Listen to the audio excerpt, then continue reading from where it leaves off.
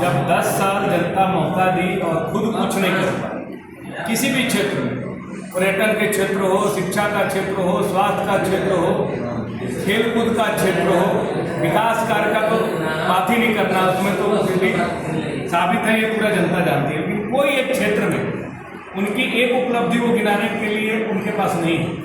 तो जब आदमी चर्चा विहीन हो जाता है, मुद्दा विहीन हो जाता है, तो दूसरे के कंधे पर रखकर बंदूक चलाना का प्रयास करता है।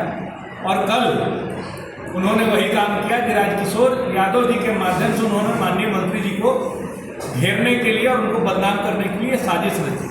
अगर राजकिशोर यादव जी गलत होते तो अपना पूरा दस्तावेज लेकर यहाँ नहीं पहुँचे होते और प्रेस मीडिया से रूबरू नहीं हो रहे थे। फिर भी मैं कहता हूँ कि अगर जमीन का मामला है, कौन गलत है कौन सही है, ये कागज तय कर देगा। अंचल में अंचलाधिकारी तय कर देंगे, न्यायालय में जाएंगे तो माननीय न्यायालय तय कर देगा। लेकिन किसी के व्यक्तिगत गांव टोला की लड़ाई पर किसी जनप्रतिनिधि को ये कहना कि वो लुटवा रहे हैं जमीन, हम पूछना चाहते हैं कि ये पूरा जमीन का मामला 2016 में रजिस्ट्री हुआ है, जैसा कि राजकिशोर यादव जी ने बोला, और ये केवाला भी बोल रहा है। तो 2016 में आप विधायक थे, अगर आपके साथ ये रजिस्ट्री करके लूट लिए मुंडा जी का जमीन राजकिशोर यादव जी, तो उस समय तो आप लुटवाए इस नियत से। तो जो आप पता नहीं विधायक, पूर्व विधायक होने के बाद इस तरह का अनर्गल बयानबाजी, ओछी राजनीति और ओछी मानसिकता कैसे दर्शाते हैं, ये एक चिंता का विषय है। और दूर बैठे नौजवान जब सोशल मीडिया से ये उनके बेतुका बयानबाजी को देखते हैं तो वो चिंता जाहिर करते हैं कि ऐसे व्यक्ति हमारे 10 साल तक जनप्रतिनिधि कैसे रह गए, जो कुछ भी बोलता है, कभी महिलाओं पर टिप्पणी कर देता है, कभी कुछ भी उलूल जुलूल बोल देता है, अदमियाँ जैसा शब्दों का प्रयोग करता है। तो 10 साल जब जनता इनको मौका दी तो एक कंबल ओढ़ के अलकतरा पीते रहे और विधायक कोटा खाते रहे। और आज जब जनता माननीय मंत्री मिथिलेश कुमार ठाकुर के विकास कार्यों से प्रभावित होकर इनको दरकिनार कर दी, तो ये चर्चा में बने रहने के लिए मुद्दा खोजवा रहे हैं कि किसी टोला से, किसी पंचायत से, किसी गांव से कुछ मुद्दा मिल जाए। और इनको आज मुंडा समाज की चिंता हो रही है। यही आदिवासी समाज गंजाराम गंडा चिनिया में कुइयाँ चुइयाँ और नदी धोड़ा से पानी पिया करती थी, जाने के लिए सड़क नहीं होता था। आज जब वहाँ विकास कार्य हो रहे हैं तो उनको बरगलाने के लिए, भड़काने के लिए और माननीय मंत्री जी के खिलाफ उकसाने का साजिश कर रहे हैं। जबकि झारखंड मुक्ति मोर्चा झारखंड अलग करने की लड़ाई लड़ी, आदिवासी और मूलवासी की बात करती है, और उसी का परिणाम लोकसभा में देखने को मिला कि 5 जो ST सीट आरक्षित सीट थी अनुसूचित जाति के लिए, अनुसूचित जनजाति के लिए, वो 5 से झारखंड मुक्ति मोर्चा और गठबंधन जीतने का काम किया। तो आदिवासी की हित पैसे हम लोग झारखंड मुक्ति मोर्चा है, और आज वो आदिवासियों को बरगलाने का काम कर रहे हैं। अपने बारे में चर्चा नहीं किए, उन पर मैंने तो बोला कलकत्ता घोटाला का आरोप में आपकी कंपनी दोषी साबित हुई। उस समय 2015 तक आप उसके डायरेक्टर थे, उस पर उनका अभी तक एक भी बयान नहीं आया। लेकिन दूसरे पर आरोप लगाते रहना, विकास कार्यों में बाधा बनना, जिस स्कूल से डुमरिया हाई स्कूल से पढ़े हैं, आज डुमरिया हाई स्कूल को जमा 2 का दर्जा देकर और बाउंड्री का काम और स्कूल बनाने का काम माननीय मंत्री मिथिलेश ठाकुर जी कर रहे हैं।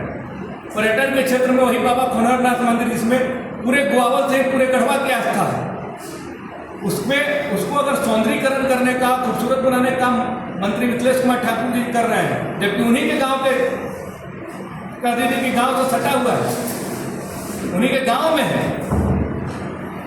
शिक्षा के क्षेत्र में शून्य, स्वास्थ्य के क्षेत्र में शून्य, खेलकूद में शून्य, पर्यटन में शून्य।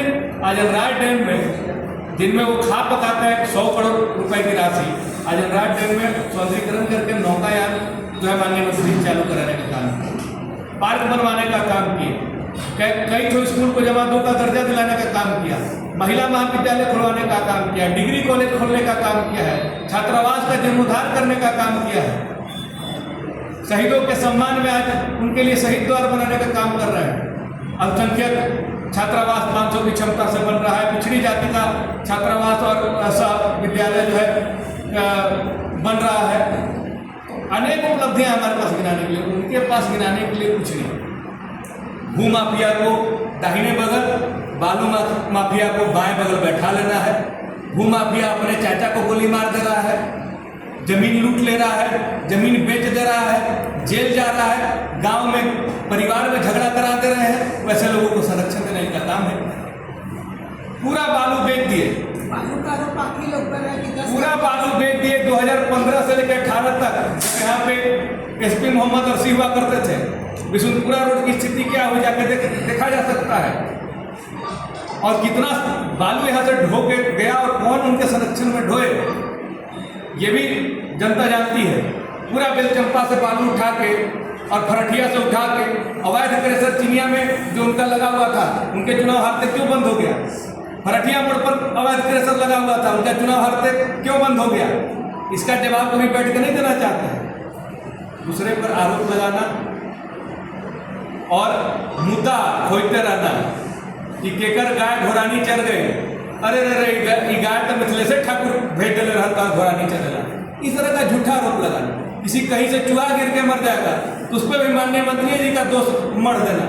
यही जनता को बरगलाने का, ठगने का, महाठग का काम जो है वो करते हैं, जिसमें माहिर महारत हासिल करते हैं। कैसे बेवकूफ़ बनाना है, कैसे धोखा देना है, कैसे हाँ हर जाऊँ मेरा काम हो जाए, ये करने में माहिर है, बरगलाने में, ठगने में, झूठ बोलने में।